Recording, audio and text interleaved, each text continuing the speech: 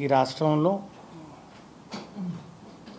కూటమి ప్రభుత్వం పరిపాలన ఈ సంవత్సర కాలంలో ప్రజాస్వామ్య పరిపాలనకు బదులు ఆటవిక పరిపాలన, రాజ్యాంగబద్ధంగా పరిపాలన సాగించాల్సినటువంటి పరిస్థితుల్లో రెడ్ బుక్ రాజ్యాంగాన్ని అమలు చేసే క్రమంలో వ్యవస్థలు ఒకదాని మీద ఒకటి పోటీ పడుతూ ఆ రెడ్ బుక్ రాజ్యాంగాన్ని అమలు చేసే దిశలో చూపిస్తున్నటువంటి ఉత్సాహం కానివ్వండి, తాపత్రయం కానివ్వండి, నిన్న జరిగినటువంటి తెనాలి ఘటనకు అది ఒక పరాకాష్ఠగా భావించవచ్చు. పోలీస్ వారు ఏ విధంగా పూర్తిగా రాజ్యాంగాన్ని విస్మరించి రాష్ట్రంలోని ప్రజానికాన్ని, మరి ముఖ్యంగా వైఎస్ఆర్ కాంగ్రెస్ పార్టీ కార్యకర్తల్ని, అందులోనూ మరి ముఖ్యంగా బడుగు బలిగిన వర్గాల వారిని, దళిత వర్గాల వారిని ఏ విధంగా భయాందోళనకు గురి చేస్తూ ఒక పాశవిక పరిపాలన, ఒక వ్యవస్థను ఈరోజు రాష్ట్ర ప్రజలకు రుచి చూపిస్తున్నారో ఆ తెనాలి ఘటన ద్వారా మనకు తెల్లమవుతుందని చెప్పి కూడా నేను మనవి చేస్తూ ఉన్నాను. ఒక ముగ్గురు యువకుల్ని పాశవికంగా, ముఖ్యంగా దళిత వర్గాలకు, మైనారిటీ వర్గాలకు చెందినటువంటి వ్యక్తుల్ని సభ్య సమాజం తలదించుకునేలాగా పబ్లిక్గా అందరి ముందు వారిని ఏ విధంగా థర్డ్ డిగ్రీని ప్రయోగిస్తూ ఇద్దరు సిఐలు, ఒక కానిస్టేబుల్, పోలీసు వారు ఈరోజు ఒకరు వ్యక్తిని బూట్ కాలుతోటి తొక్కిపెట్టి అదింపెట్టి పట్టుకుంటే ఇంకొక సిఐ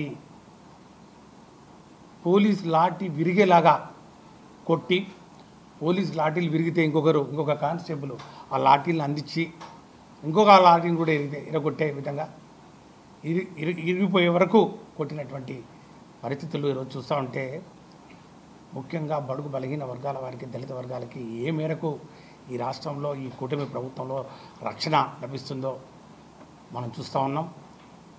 దళిత బడుగు బలహీన వర్గాలు, మైనారిటీ వర్గాల ఆత్మగౌరవాన్ని దెబ్బతీసే విధంగా ఈ ప్రభుత్వం వ్యవస్థలను వినియోగించుకుంటూ ప్రజలను భయాందోళనకు గురి చేస్తున్నటువంటి పరిస్థితి.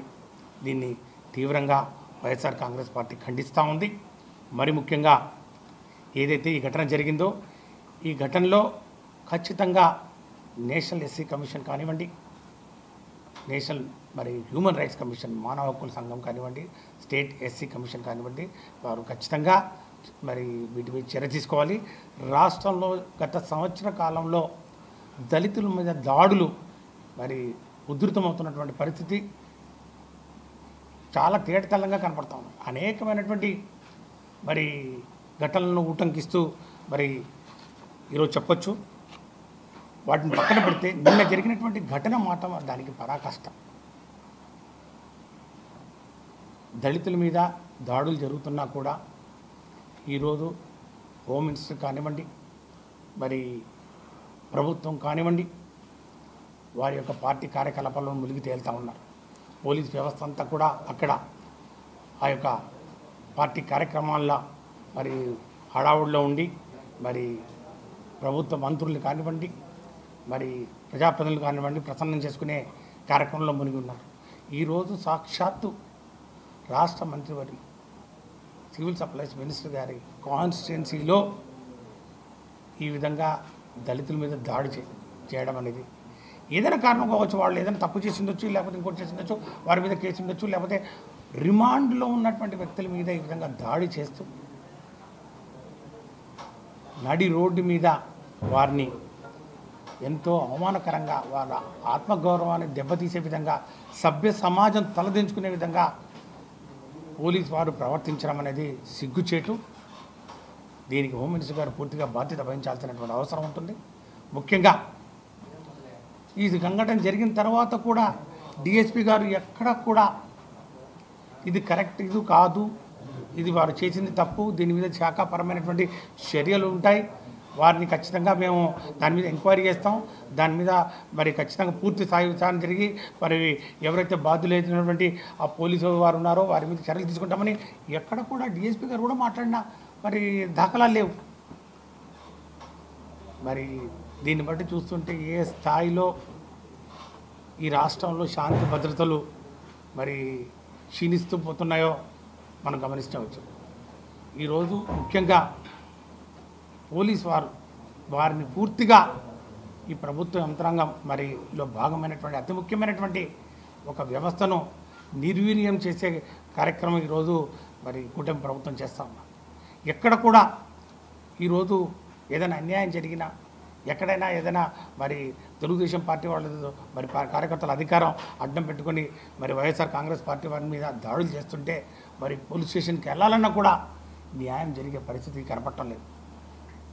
నిర్మోహమాటంగా ఈ రాష్ట్రంలో ఏ పోలీస్ స్టేషన్లో అయినా కూడా పోలీస్ వారి దగ్గర నుంచి వచ్చేది ఒకటే మాట, మీరు రావాల్సిన పని లేదు, పోలీస్ స్టేషన్కి రావాల్సిన పని లేదు, మీరు కేవలం ఏదైనా ఉంటే మాత్రం ఫోన్ ద్వారా మీరు చెప్పండి, మేము చేస్తాం చూస్తాం తప్ప ఎక్కడా కూడా నిష్పక్షపాతంగా పోలీసు వారు ఈ యొక్క శాంతి భద్రతను కాపాడే కార్యక్రమం జరుగుతున్నట్టు కనపడటం లేదు.